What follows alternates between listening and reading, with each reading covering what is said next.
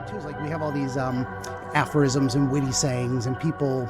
I'm definitely one of the folks that say doesn't it gets an.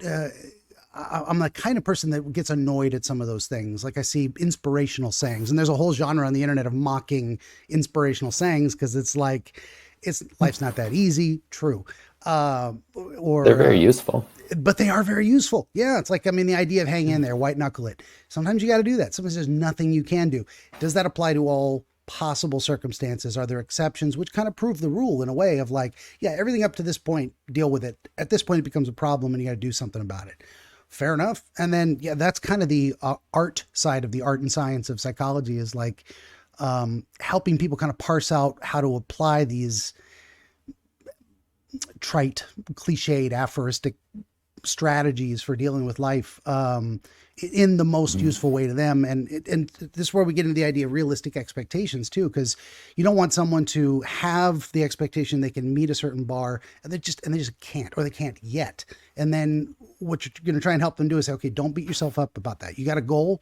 You're not there. It's okay to fall short of it, but it's good to keep focused on that and move yourself in that direction, knowing you're going to fail and not letting That's a that hard thing failure to be a balance. discouragement. Oh God. That's so important. Physician, heal thyself in that regard. I have to remind myself of that too.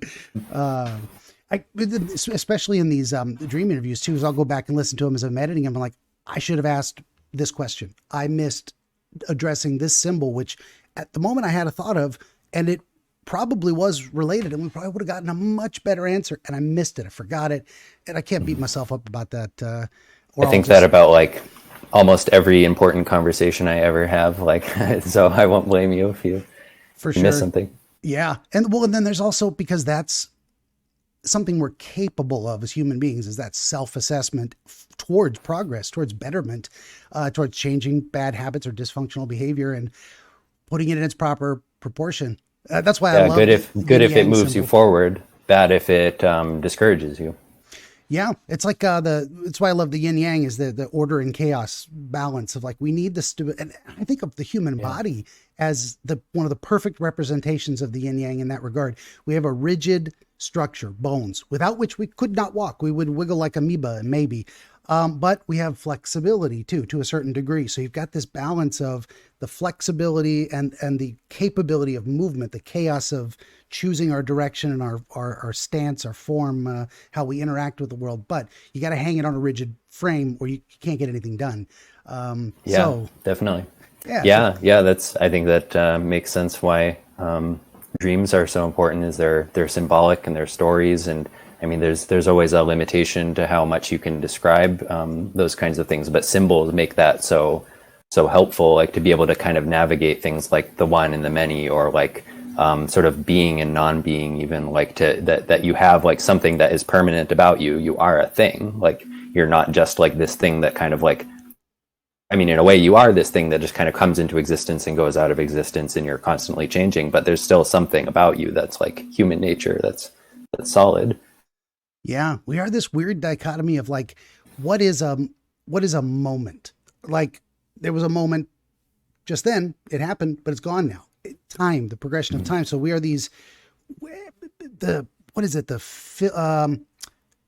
frames of a film give the illusion of motion, even though they're each static pictures that are taken in rapid succession. We get the illusion of movement to our eye. So we think we're watching something live happening. I was going somewhere with that. We are this complete blend of like, whatever you are at this exact moment, that is a static thing that you are, that is always changing. You are like the combination of an irresistible force and immovable object at the same time, at all times, across time. Yeah, like a mathematical or geometric point too. Like it has nothing actually to it if it's just a point, but it's like locating a spot, and it doesn't really have any like being or substance until it's kind of like part of a succession of points. Yeah, that's a good way to describe it too. It's like, this is a point, and it's a same thing with a moment. Identify it. Yeah, but it kind of is a thing and it's not. So like the yin yang thing, like each part of the yin yang has to have a part of the other part, or else it's not one. So it's like you can never really speak about any one thing without kind of implying the other. Yeah, and it can never be entirely one thing without any trace of the other in it. That's why I love that symbol too. It's like it's perfect. In my imagination, I think of it as one of the oldest names for God, and I'm a weird combination of like a agnostic, atheist, deist in a way. So I don't have any. So agnostic, I don't know. Is there a God? What do you mean by God? Hell if I know. If we conceive it as the unmoved mover that was the first cause for the chain of events that is the Big Bang of the universe, sure, that's God, outside of time and space and everything. What are the properties of that being? Hell if I know. Does any specific, and so that's the agnosticism. Theism is, because I'm unconvinced that anyone has got it quite right just yet, I do not subscribe to any specific system, but the idea that God is synonymous with nature, the physical world around us, that makes sense to me. So if I were to be this agnostic atheist, but conceive of the universe as kind of the living, like we're living inside the body of God itself in a way. Yeah, no, I can really appreciate. Yeah, no, I can appreciate that. I think that all those kinds of things are true, even though I'm very like, I would very unambiguously say that I'm a theist. I'm a Catholic, and so I have very like specific views about God, and I don't find that there's anything about like the specificity of my views that like prevents me from seeing kind of the unboundedness of everything that you're saying, because that's kind of the way that I sort of see it, is that sort of both andness to it. It's like, God is indefinable, but I also believe that God kind of defines himself for us in a way. And so like the moment that we say like, oh, but you can't define God, like, but now aren't you kind of defining God, because now you're saying something about him. You're telling me what so he's not. Like, a lot of people miss that part. Like, well, yeah. Is he? I don't know. Yeah, and so that's kind of is a lot of times seen as like it's a very great exercise for understanding God better, is to think about what he's not, or what it wouldn't really make sense to say that he is, or at least not in an absolute way. And so they like that's like maybe the most kind of like significant, or kind of the most like famous thinker in the Catholic and Orthodox world is Saint Dionysius, the Areopagite. Kind of a weird name, but he was like a Syrian. That, but I'm not too familiar with it. Yeah, he was like a Syrian monk. He's kind of anonymous, so that's why it's the pseudo Dionysus. That's sort of like the name he was dubbed, was Dionysus. Okay, and, I think I've come across that term specifically in my dream book somewhere. Yeah. Yeah. Oh, yeah. Yeah. Yeah. I wouldn't be surprised. A lot of thinkers across religion and otherwise. Yeah. Yeah, and he's maybe most famous for like the apophatic way, which is like the moving toward God by kind of negating, sort of it's a kind of a negative theology, by negating what God is not. But then because of kind of the things that I said, I think like once you kind of do that enough, you still have to ask yourself, well, does that actually make it impossible to say anything about God, at least in some sort of relative way, or are we going to pin God down as this sort of thing that you can't name?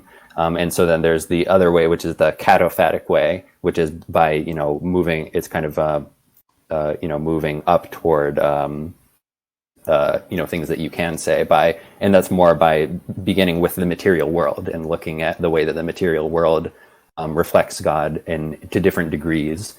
And usually mankind is seen as kind of like the highest thing of creation that you can see. In another sense, like angels will be seen as the highest thing, but mankind is kind of like the center of creation that kind of brings it all together. And so it's kind of like there's this need for both the apophatic and the cataphatic way.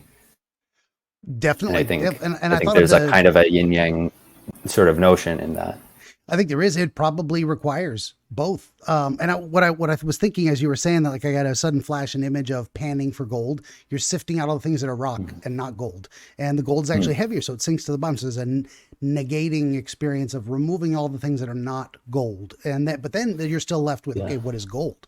Now you got to identify it. And on the positive side, you would say, well, it appears to be it's also an element. So you get that fundamental base, it's a mineral, and then you build up, well, it's a specific kind of mineral with these specific kind of properties, and you can kind of test that. That's kind of where I come from. Oh, that was one side of it. Fuck, explaining that was half a thought from earlier. Right. But the Yeah, other there's gotta be part some was other half. no, it's gone. That's okay. No, I think That's okay. I thought of the this might have been it. I just came back to my head. The idea of the Taoist Eastern philosophy perspective of God it being unknowable and the acceptance of that it is an existing unknowable.